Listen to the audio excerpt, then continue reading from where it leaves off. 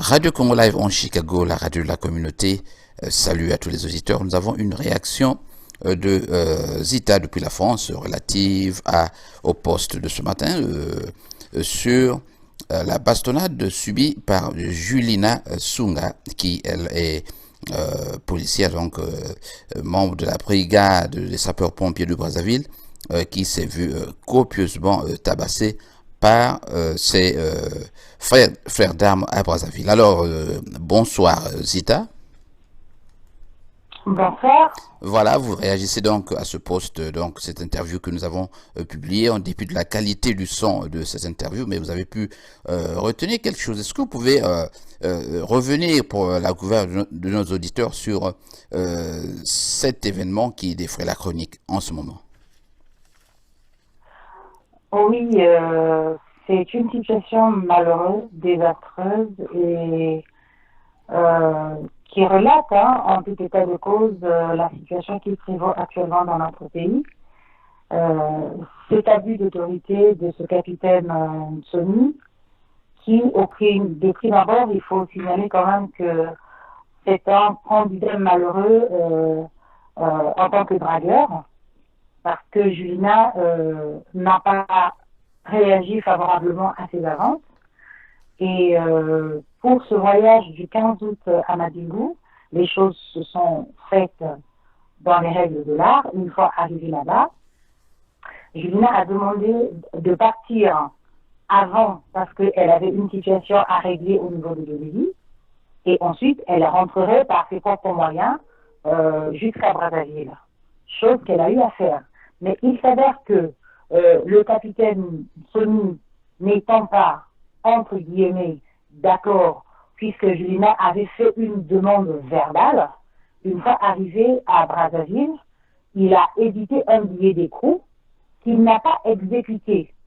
Il a plutôt fait un rassemblement des deux sections qui existent au niveau de la caserne du centre sportif de la Télé qu'il dirige, en indiquant, en ordonnant à ces éléments de pouvoir bastonner, donner une leçon pour avoir abandonné ses frères d'armes au retour du 15 août.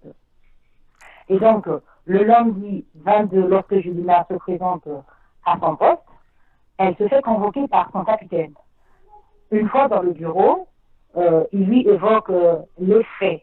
En lui signifiant les faits, elle se défend. Elle dit, j'accepte le fait que je sois partie, surtout que ce n'était pas une permission écrite.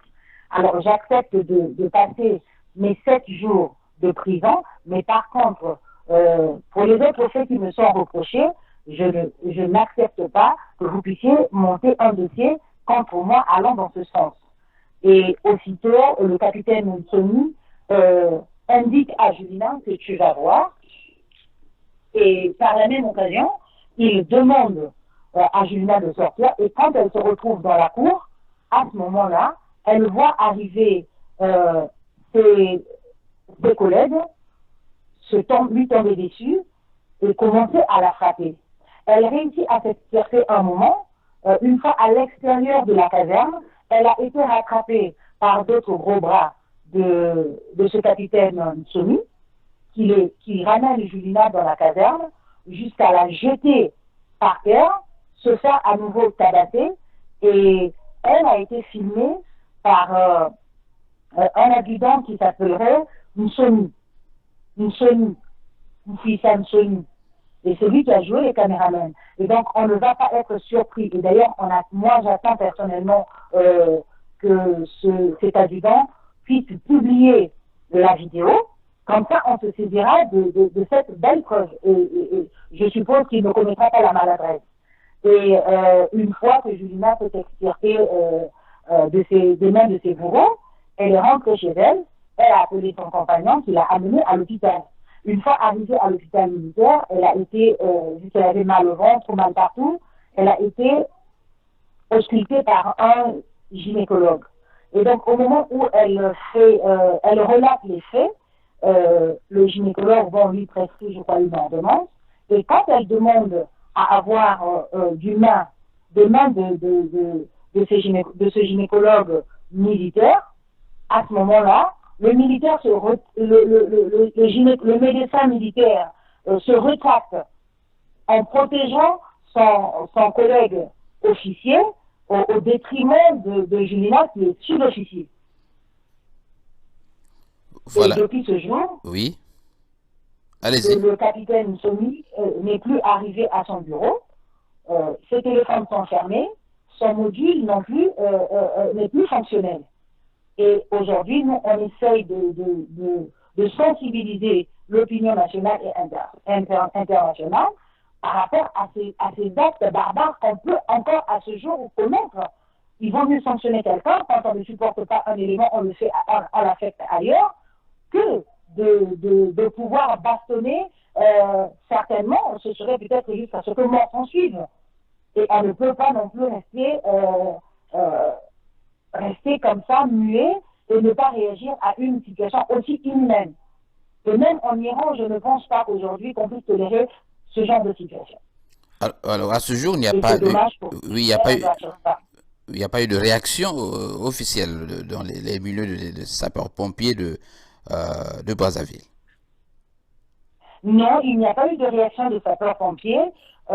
Plutôt, j'étais le nom d'un des responsables militaires qui aurait dit qu'on devrait laisser la police régler cette situation à l'amiable pour l'honneur du pool. Je ne vois pas en quoi un comportement barbare puisse avoir une relation ou un lien avec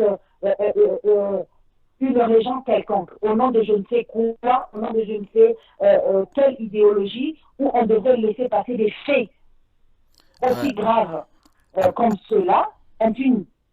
Apparemment, cette situation n'a rien de politique, c'est une bavure militaire, non?